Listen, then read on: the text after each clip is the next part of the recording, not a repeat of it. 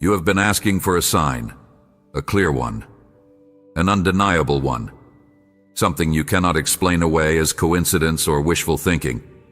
You have been scanning the horizon of your days, looking for a signal in the chaos, a pattern in the noise. You have already seen it. In fact, you have been seeing it for a while now. A strange repetition, a word that keeps finding you, a feeling that returns when you are quiet, a dream that lingers in the morning light, a door that closed, and the peculiar peace that followed.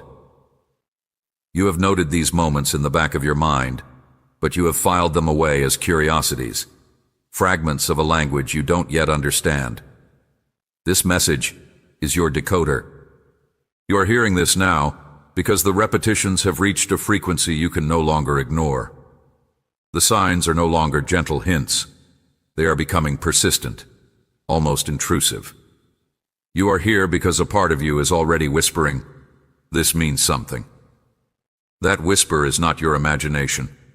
It is your spirit recognizing the voice of its creator. I am speaking to you. I have been.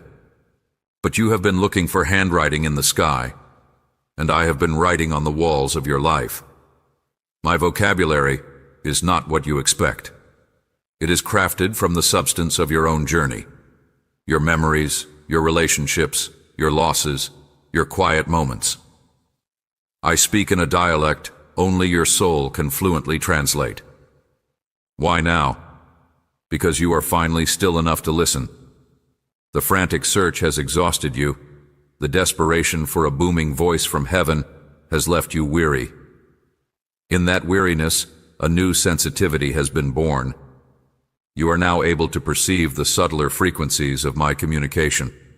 The signs were always there. Your capacity to receive them was not. This is urgent because we are at a turning point. The signs are not mere observations. They are navigational tools for a passage you must now make. A passage from one way of being to another. If you continue to dismiss these repetitions as coincidence, you will miss the turn. You will remain on a road that is slowly, but surely, narrowing to a dead end. The signs are the road markers for a different route. Do not be afraid. This is not about ominous predictions. It is about profound guidance. I am not trying to frighten you into obedience. I am trying to gently, persistently, lead you out of a labyrinth you have learned to call home. The signs are the threads I have laid for you to follow. The first thing you must understand is this. My primary sign is often a deep, unsettling peace where the world says you should be in chaos. It is a no that feels like a severing, but later reveals itself as a surgical cut for your healing. It is a closed door that leaves you standing in a hallway only to discover a door you never noticed, already open. You have seen these things. You have felt that peace. You have mourned that closed door. These were not random events. They were the first words of a sentence I am now completing. Pay attention. The pattern is the message. The repetition is the emphasis. What you keep seeing is not an accident. It is an address, and it is yours. Let us name the first sign.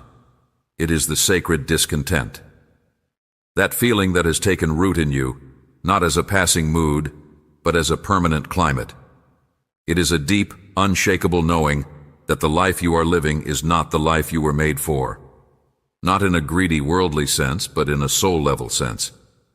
You are functioning, perhaps even succeeding, but it feels like you are wearing a costume 2 sizes too small. The seams are straining. You have tried to pray this feeling away. You have called it ingratitude and begged for contentment. You have compared your lot to others and felt ashamed. But the feeling remains. It is a holy ache. A divine homesickness for a version of yourself you have not yet met, in a story you have not yet stepped into. This is not a sign of my displeasure with you. It is a sign of my work within you.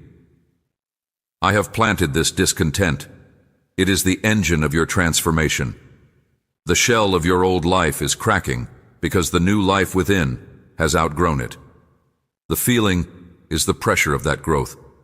You keep seeing this sign in the moments of quiet, driving alone, staring out a window, lying awake before dawn. The question that rises, unbidden, is this all there is? That is my voice, not as an accusation, but as an invitation. I am the one asking you the question. I am provoking the holy curiosity that will lead you to the answer. Why the silence before this truth? Because if I had told you earlier that your dissatisfaction was from me, you would have used it as an excuse for a reckless, self-serving change. You would have blamed your spouse, your job, your city. You would have bolted without understanding the destination. I had to let the discontent simmer until it purified, until its source was no longer, "This is wrong for me," but "I am being made for something more." There is a world of difference between those two statements. The misunderstanding was here. You thought this ache was a problem to be solved. It is a compass to be followed. Now the second sign, the recurring word. A specific word, a phrase, a theme that finds you in unrelated places. In a book you randomly pick up, in a song that plays, in a conversation with a stranger. It echoes. You notice it the first time. You note it the second time. By the third or fourth, a chill goes through you. This is strange, you think. It is not strange. It is intentional. I am underlining something. I am trying to get a single concept through the noise of your life and into the core of your spirit. This word is a key. It is the thematic center of the next chapter of your life. It might be release. It might be build. It might be weight. It might be courage. It is the lens through which you are now meant to view your circumstances. It is the instruction hidden in plain sight. Your impatience wants the whole chapter. I am giving you the title. One word. Meditate on it. Ask me about it. The word is not the end of the conversation. It is the beginning. The clarity it brings is not a full map, but a single fixed point on the horizon you can now walk toward. These two signs, the sacred discontent and the recurring word, are the foundation of the language I am using with you right now. They are internal. They are spiritual. They require you to look inward, not outward. This is by design. The external signs will come, but only once the internal ones have been acknowledged. The transformation must always begin within. The mercy is in the discomfort. It is the loving irritation that prevents you from settling for a life less than the one I died to give you. The warning is in the repetition. If you continue to ignore the recurring word, the circumstances of your life will begin to shout it. Gently at first, then with increasing volume, until you have no choice but to listen. You are not going mad. You are being spoken to. By a God who loves you enough to disturb your peace. By a Father who cares enough to make you homesick for a home you have not yet seen. Pay attention to the ache. Listen for the word. This is how we begin. Now, we come to the sign that feels like loss. The closed door. The opportunity that vanished. The relationship that ended. The path that simply stopped. You prayed over it. You believed it was from me. You felt a sense of purpose about it. And then, it was gone. The shock was followed by grief, and the grief by a bewildered anger. Why would you dangle this in front of me only to take it away? That is the sign. The closing was not a negation of your prayer. It was the answer to a deeper prayer you have not yet had the words to speak. The prayer to be protected from a good thing that is not the right thing. The prayer to be guided, even when guidance feels like a severing. I close doors not to punish you, but to position you.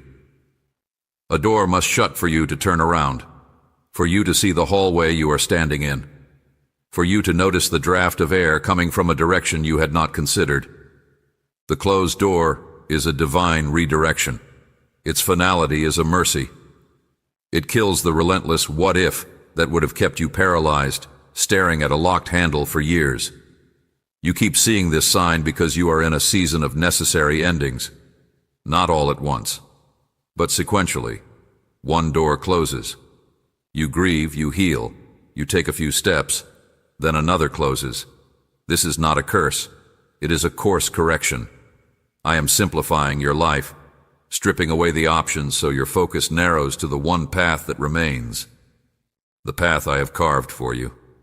You missed the sign because you were looking at the door itself. You were fixated on the painted wood, the brass handle, the dream of what was on the other side. The sign was not the door. The sign was the space that opened up behind you when you finally turned away from it. The newfound room to breathe. The sudden clarity of what you truly value when that one option is removed. That spaciousness is my doing. The silence before this truth was necessary. If I had explained why I was closing a door while you were still praising me for opening it, you would have wrestled with my will. You would have begged, bargained, and battered yourself against it, believing your faith was being tested. It was not a test. It was a rescue. And sometimes you must be fully rescued before you can appreciate the danger you were in. This sign is woven with both warning and mercy. The warning: not everything that glimmers is gold. Not every good desire is a God-given destiny. Your own heart can deceive you. I love you too much to let you build your life on a foundation of sincere error. The mercy: I am the doorkeeper. I shut what no man can open, and I open what no man can shut. My closures are as intentional as my openings. Trust the shut door as much as you would trust an open one. Now the next sign, the uncanny peace. Amidst a situation that should logically bring you anxiety, a calm descends. It makes no sense. It defies your circumstances. It is not a denial of the problem. It is a suspension of the panic. This peace is not a feeling you muster. It is a presence you receive. It is me, standing in the storm with you, and my stillness becoming yours. You have felt this, in the hospital waiting room, in the financial uncertainty, in the relational tension, a strange, quiet anchor in your spirit. You may have even felt guilty for it. Shouldn't I be more worried? No. That peace is a signal flag. It is my mark on that situation. It is me saying, this is under my jurisdiction. Your assignment is not to frantically solve it, but to steadfastly trust in the middle of it. You keep seeing this sign because you are being trained to discern my presence not by the absence of trouble, but by the presence of a supernatural stability within it. This is the faith without feelings in its most potent form. The circumstances scream one reality. My peace whispers a deeper one. The sign is the whisper. These two signs, the closed door and the uncanny peace, are navigational tools. One tells you what not to do. The other tells you how to be while you are waiting to know what to do. One is an external action. The other is an internal grace. Together, they guide you. Do not mourn the closed doors anymore. And do not question the inexplicable peace. These are not random events. They are the left and right hands of my guidance, carefully moving you through the narrows. Acknowledge them. Thank me for them. They are proof you are being led. There is a sign you have been begging for, yet running from.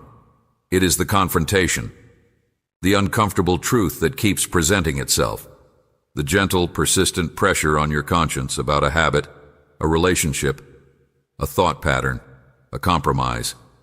It is the sermon that feels personally addressed to you, the friend's casual comment that hits a nerve, the scripture that leaps off the page as if highlighted in fire. You feel seen, exposed, and your first instinct is to look away. This is not condemnation. It is conviction.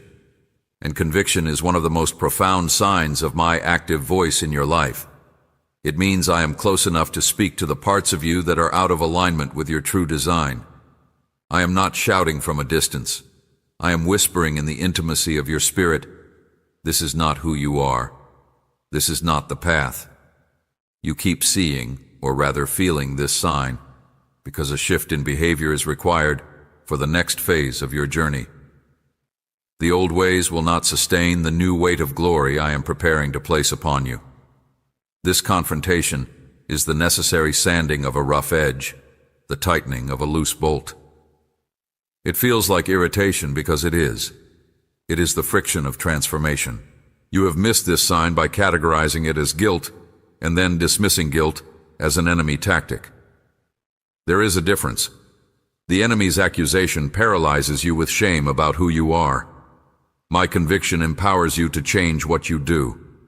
One speaks to your identity. You are a failure. The other speaks to your action. This choice is beneath you. Learn the difference. The feeling that leads to repentance is from me. The feeling that leads to despair is not. Why the silence before this clarity? Because you had to experience the fruit of the wrong path first. You had to feel the emptiness of the compromise, the bitterness of the gossip, the chains of the secret habit.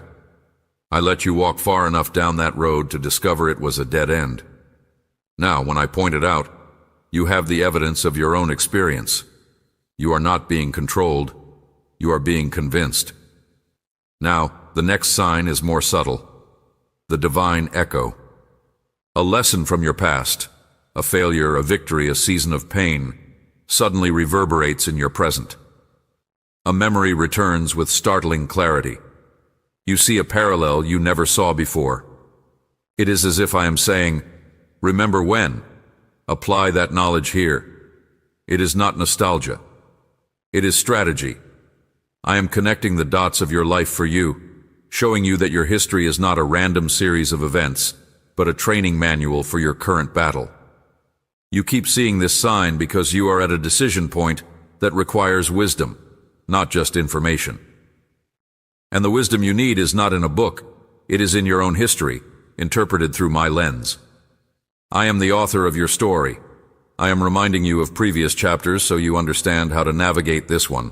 This is the delayed understanding becoming a present resource. The pain you thought was wasted is now a reference point. The failure you thought disqualified you is now a map of a minefield you can avoid. The echo is proof that nothing is wasted. I am a God of profound economy, using every scrap of your experience. These two signs, the confrontation and the divine echo, are for your preparation. They are not about your past mistakes. They are about your future readiness. The confrontation sharpens you. The echo guides you. One deals with your character. The other deals with your calling. This is the mercy, severe and beautiful. I care enough to correct you. I am invested enough to use your entire history, even the parts you regret, to equip you. The warning is equally clear. Ignore the repeated confrontation, and the consequences will escalate from a whisper to a shout. Dismiss the echo, and you will be forced to relearn a lesson you have already paid for in tears. You are not being haunted by your past. You are being armed by it. You are not being judged for your flaws. You are being refined from them. Listen to the holy discomfort. Heed the memory that will not fade. These are not interruptions. They are instructions. We arrive now at the most intimate sign. It is the waking dream. Not the sleeping vision, but the conscious, daytime moment of piercing clarity. A flash of insight so vivid it feels more real than the room you are sitting in. It is a sudden knowing about a person, a decision, or a piece of your purpose. It arrives unannounced, hangs in the air for a few seconds, and then fades, leaving behind a profound sense of resonance. A spiritual snapshot. You have had these, in the shower, driving, washing dishes. A complete thought fully formed that did not feel like it originated from your own mind. It carried a weight of truth. It may have even startled you. And then, the analytical part of your brain rushed in to dismantle it. That was weird. Where did that come from? Probably just my imagination. It was not your imagination. It was a direct deposit of light into your spirit, a momentary bypass of your logical mind to communicate with the deeper part of you that understands my language. These flashes are the most direct form of communication you are currently capable of receiving. They are not explanations. They are revelations. A single frame of a much larger film. You keep experiencing this sign because your spirit is now tuned to a higher frequency. The static of your own striving has died down. The channel is clear, and I am broadcasting in moments when your guard is down, when you are in a state of humble, mechanical activity. The revelations are brief because their intensity would overwhelm your conscious mind if prolonged. They are meant to be pondered, not instantly understood. You have missed these signs because you demanded a duration I did not offer. You wanted a continuing vision, a detailed blueprint. I gave you a single, blinding flash of light, enough to illuminate the next step, not the entire staircase. My timing is perfect. A prolonged vision would have become an idol. You would have worshipped the revelation instead of following the revealer. This sign is intertwined with the next. The burden of intercession. A name or a face comes to your mind, repeatedly, and with a peculiar weight. You feel a sudden, urgent pull to pray. Not a general prayer, but a specific, targeted sense of need for that person. You may not know why. You may not even know them well. But the burden is real. It is a spiritual gravity. This is not your own emotion. It is mine, shared with you. I am inviting you into the inner chamber of my heart for that person. I am allowing you to feel, for a moment, the weight of my love and concern for them. You are not generating this burden. You are carrying it for a season. It is a sacred trust. You keep feeling this sign because you are being woven into the fabric of my work in the lives of others. You are transitioning from a consumer of faith to a conduit of grace. The burden is the sign that you are being trusted with spiritual intelligence. You are being shown a front line you can influence through prayer. This is a high calling. Do not dismiss it as random worry. These two signs, the waking dream and the burden of intercession, are about partnership. They signify a shift in our relationship. You are moving from servant to friend, from follower to co-laborer. I am sharing my mind and my heart with you. The waking dream is a piece of my mind. The burden is a piece of my heart. The mercy is staggering. I choose to need you in this way. I choose to involve you in the unseen war, to give you a genuine role. The warning is sobering. This level of partnership requires a clean heart and a willing spirit. You cannot carry my burdens while clutching your own idols. You cannot receive my flashes of insight if you are filling your mind with darkness. Do not fear the sudden clarity. Do not shrug off the unexplained burden. These are not psychological quirks. They are the marks of a maturing son, a maturing daughter. You are being invited behind the curtain. This is how I speak to those who are ready to listen with more than their ears. This is the culmination. The final sign is not something you see, but something that happens within the cathedral of your own spirit. It is the alignment. A deep, silent click, as of a key turning in a lock you did not know existed. It is the moment all the other signs, the discontent, the recurring word, the closed doors, the peace, the confrontations, the echoes, the flashes, the burdens, suddenly resonate in a single harmonious chord. They were never separate messages. They were notes in a symphony, phrases in a sentence. And in this moment, the music resolves. The sentence completes. You understand, not with your mind, but with your entire being. You see the pattern, and in seeing it, you see my hand. Not as a distant force, but as the artist who has been sketching the same beautiful, urgent theme across every surface of your life. This alignment is the sign that the period of communication is over and the period of response has begun. I have spoken. Now you must act. The clarity that comes is not a detailed map, but a profound certainty of the next single step, and that certainty is unshakable. It is rooted not in emotion, but in the composite witness of every sign I have given you. You have been asking, is this you? This alignment is my yes. It is the confirmation you have been seeking. It will feel less like a shout and more like a settling. A deep exhale of your spirit. The search is over. The recognition has occurred. Why now? Why this moment of alignment? Because the internal transformation is complete. You have been dismantled and reassembled by the very process of perceiving these signs. Your discernment has been sharpened. Your will has been softened. Your heart has been attuned. You are now a receiver capable of holding the transmission without static. The timing is divine because you are finally divine ready.